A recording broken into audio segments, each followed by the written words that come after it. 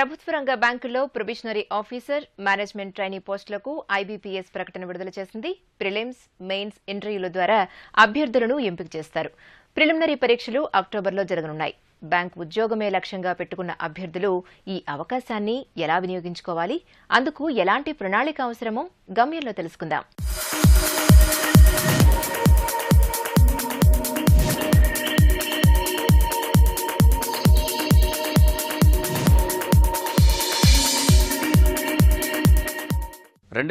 సంవత్సరానికి సంబంధించి IBPS PO notification విడుదల చేసింది. అయితే గతంలో జరిగినటువంటి 2015 ఉమ్మడి రాత పరీక్ష ఐబీపీఎస్ PO ఎగ్జామినేషన్స్తో కంపేర్ చేస్తే చిన్న మార్పులు మనం ఇందులో గమనించవచ్చు. మొదటిసారిగా బ్యాంకుల నుంచి వచ్చినటువంటి ఇండెంట్ ఆధారంగా వేకెన్సీస్ని కూడా ఈ నోటిఫికేషన్లో ఐబీపీఎస్ ప్రకటించింది. 8,822 వేకెన్సీస్ ఉన్నట్టుగా ఇప్పటివరకు అందిన సమాచారం ప్రకారంగా నోటిఫికేషన్లో ప్రకటించారు. అయితే ఎగ్జామినేషన్కి అయిపోయి రిక్రూట్మెంట్ సమయానికి ఇది ఇంకా ఎక్కువగా పెరిగేటువంటి అవకాశం కూడా ఉంటుంది. గత 4-5 సంవత్సరాలుగా జరిగినటువంటి ఉమ్మడి రాత పరీక్షల్ని పరిశీలిస్తే ప్రతి సంవత్సరం దాదాపుగా 25,000 వేకెన్సీస్ని ఈ ఉమ్మడి రాత పరీక్ష ద్వారా ఐబీపీఎస్ భర్తీ చేస్తూ ఉంది. అదే ఈ సంవత్సరం కూడా అంటే 2016 సంవత్సరానికి సంబంధించి నోటిఫికేషన్ అయినప్పటికీ 17-18 ఆర్థిక సంవత్సరానికి ఈ నియామకాలని తీసుకోవడం జరుగుతుంది. సో ఇది ఒక మార్పు.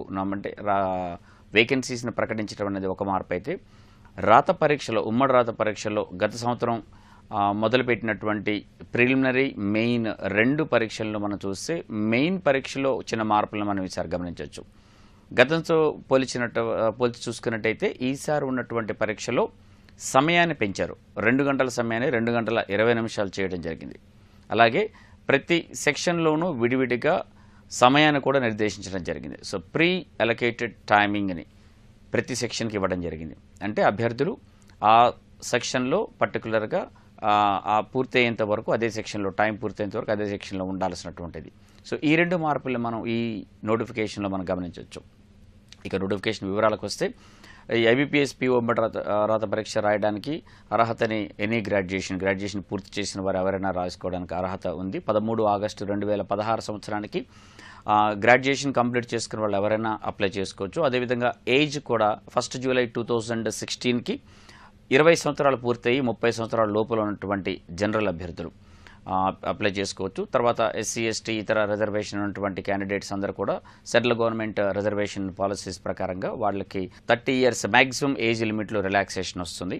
సో దాని ప్రకారంగా వాళ్ళు అప్లై చేసుకోవడానికి ఉంటుంది. అయితే దీన్ని అప్లై చేసుకోవడానికి ఈ నెల 26 జూలై 2016 నుంచి ఆన్లైన్లో మొదలుపెట్టుకొని ఆగస్టు 13వ తారీఖు వరకు 2016 వీళ్ళు ఆన్లైన్లో అప్లై చేసుకోవాల్సి ఉంటుంది. పేమెంట్ కూడా ఆన్లైన్లోనే చేయాల్సి ఉంటుంది. అదేవిధంగా ఈ రాత పరీక్షకు వస్తే ప్రిలిమినరీ రాత పరీక్ష అక్టోబర్ 16, 22 లేదా 23 తారీఖుల్లో నిర్వహిస్తారు. అంటే 3 రోజుల్లో అభ్యర్థుల యొక్క సంఖ్యను బట్టి ఏదో ఒక రోజున అభ్యర్థికి ఎగ్జామినేషన్ డేట్ అలాట్ అవుతుంది. ప్రిలిమినరీ పరీక్ష పూర్లో క్వాలిఫై అయినటువంటి అభ్యర్థులకి మెయిన్ పరీక్షని నవంబర్ 20వ తారీఖున రాయాల్సి ఉంటుంది. అందులో ఉత్తీర్ణులైనటువంటి అభ్యర్థులని షార్ట్ లిస్ట్ చేసి ఉత్తీర్ణమైనటువంటి అభ్యర్థులకి ఇంటర్వ్యూని నిర్వహించడం జరుగుతుంది. ఆయా రాష్ట్రాల్లో ఉన్నటువంటి నోడల్ బ్యాంక్ సహకారంతో ఐబీపీఎస్ ఉమ్మడి రాత పరీక్ష నిర్వహిస్తుంది. ఫేజ్ 2 మెయిన్ ఎగ్జామినేషన్లో వచ్చినటువంటి మార్కులు, అదేవిధంగా ఇంటర్వ్యూలో వచ్చినటువంటి మార్కులు, రెండింటిలో వచ్చినటువంటి మొత్తం మార్కుల ఆధారంగా అభ్యర్థులకి ఈ ఉద్యోగాన్ని నియామకాలు జరగటం అనేది జరుగుతుంది. సో ఇది నోటిఫికేషన్ ఉన్నటువంటి డీటెయిల్స్. అలాగే ఈ నోటిఫికేషన్ ఈ పరీక్షకి ప్రిపేర్ అవ్వడానికి మనం ఒకసారి పరీక్ష విధానాన్ని పరిశీలిస్తే, ప్రిలిమినరీ, మెయిన్ 2 పరీక్షలు ఇందులో ఉన్నాయి. ప్రిలిమినరీ ఎగ్జామినేషన్లో 3 subjects, quantitative aptitude, reasoning, general English. ఈ 3 సబ్జెక్ట్స్ మొత్తం 100 ప్రశ్నలు ఉంటాయి. క్వాంటిటేటివ్ యాప్టిట్యూడ్, రీజనింగ్కి 35 ప్రశ్నలు చొప్పున, అదేవిధంగా ఇంగ్లీష్కి 30 ప్రశ్నలు, మొత్తం 100 ప్రశ్నలకి 1 గంట సమయాన్ని కేటాయిస్తారు. ఈ పరీక్ష ఆన్లైన్ పద్ధతిలో ఆబ్జెక్టివ్ ఎగ్జామినేషన్ ఇది. దీంట్లో ఉత్తీర్ణమైనటువంటి అభ్యర్థులు మెయిన్ ఎగ్జామినేషన్ రాయాల్సి ఉంటుంది. ఇక మెయిన్ ఎగ్జామినేషన్లో మనం పరిశీలిస్తే ఇందులో 5 సెక్షన్స్ ఉంటాయి, 5 విభాగాలు ఉంటాయి. Quantitative aptitude, reasoning, English, general awareness and computer knowledge. ఈ 5 సెక్షన్స్ మొత్తాన్ని కలిపి 200 ప్రశ్నలు, 200 మార్కులతోని. దీంట్లో క్వాంటిటేటివ్ యాప్టిట్యూడ్ మరియు రీజనింగ్కి 50 ప్రశ్నలు చొప్పున, ఒక్కొక్క దానికి 50 ప్రశ్నలు చొప్పున 50 మార్కులు. అలాగే general English and general awareness 40 ప్రశ్నల చొప్పున 40 మార్కులు, అదేవిధంగా కంప్యూటర్ నాలెడ్జ్కి 20 ప్రశ్నలు 20 మార్కులను కేటాయించారు. అంటే మొత్తం మీద 200 ప్రశ్నలు 200 మార్కులకి నిర్వహిస్తారు.